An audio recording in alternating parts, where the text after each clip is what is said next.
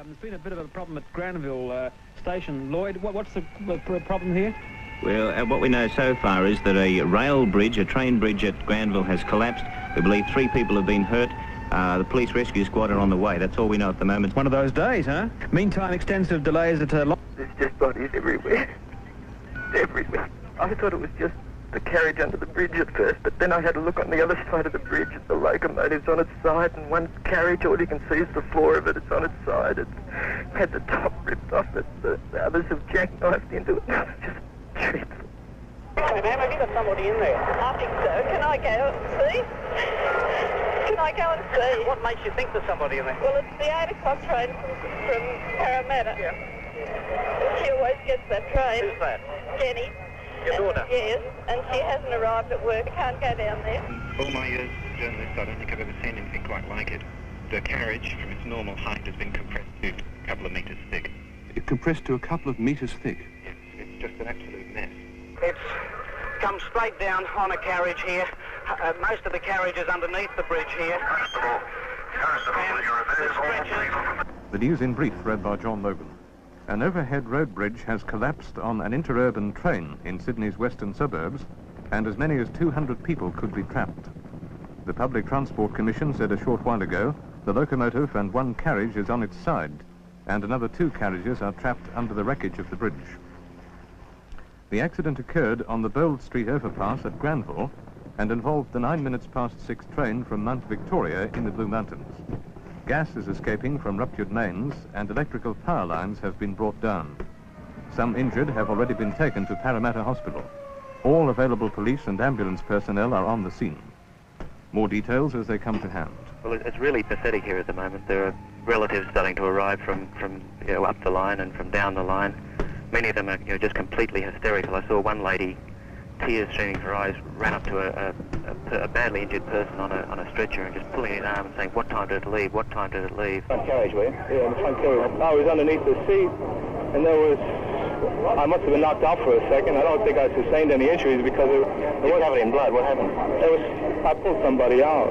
I don't know, the 2 people in front of me, one bloke had his ear off and he was in bad shape. And it's now 8 minutes to 10. I'd like to tell you once again that the Blood Transfusion Service in Sydney has made an urgent appeal for donors of all types of blood. I'll repeat that, all types of blood.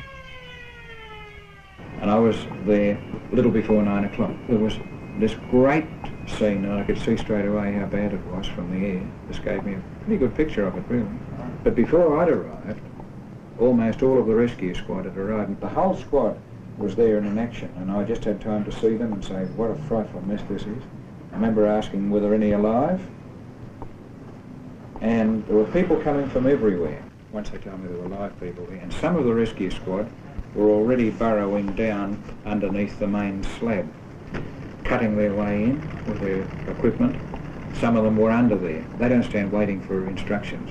The first one there, if he can, he'd start to work to save lives. They're all conscious of getting people out quickly. That's the name of the game. They're all very brave people, and they've all been in very dicey situations. I couldn't believe there'd be anybody alive underneath. And then I went in underneath and found this hell on earth. The slab had come down, and the people were crushed down to within about, at that stage, about 14 inches of the deck of the carriage. And I came upon Bill Fay halfway down the train with that girl, and what had happened was, as they were crawling through, they thought nobody was alive there. She said, "I'm alive," and smiled. And they took 9 hours to cut her in. But I had a bit of a look around and still couldn't find Joe Beecroft. He's the chief of the rescue squad. I don't know, he must be a rabbit. He actually got underneath the train and up underneath where the slab abutted to the ground, and I reckon there was about 6 inches round there.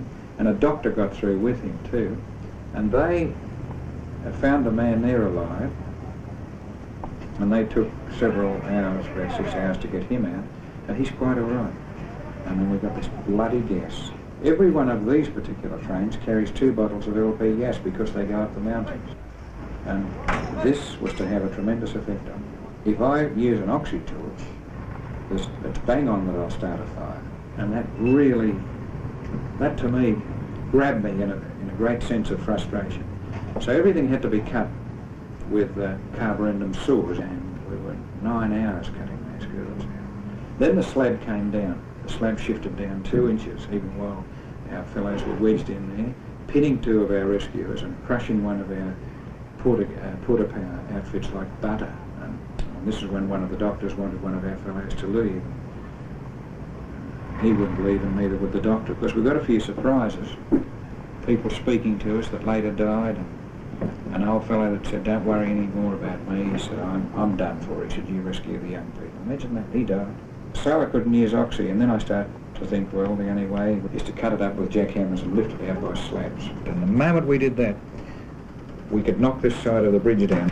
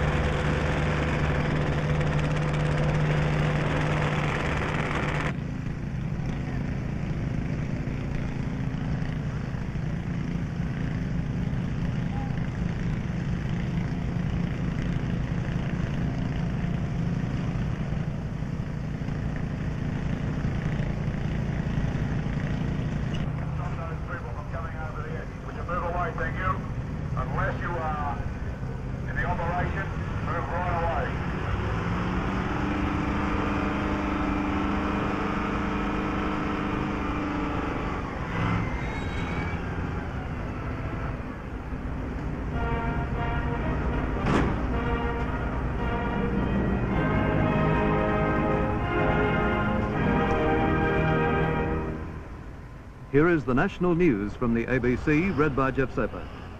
Police have put the death toll in the Granville train disaster at 80. 43 men were killed, 36 women and 1 female child. A total of 83 people were injured, some seriously. At this stage, police have released 31 of the names of those killed. Rescue workers at the crash site this afternoon removed the 80th body from the wreckage. Workmen are now attempting to clear the railway line, and 1 track is expected to be open by tomorrow night. An ABC reporter at Granville, Bob Worth, said that when the last body was dragged from the wreckage about 4 o'clock this afternoon, an air of calm settled on the scene. The cranes and compressors used to lift the concrete bridge support from the wreckage stopped, and several hundred policemen formed up alongside the railway line in neat rows in the hot sun. Oh, yeah.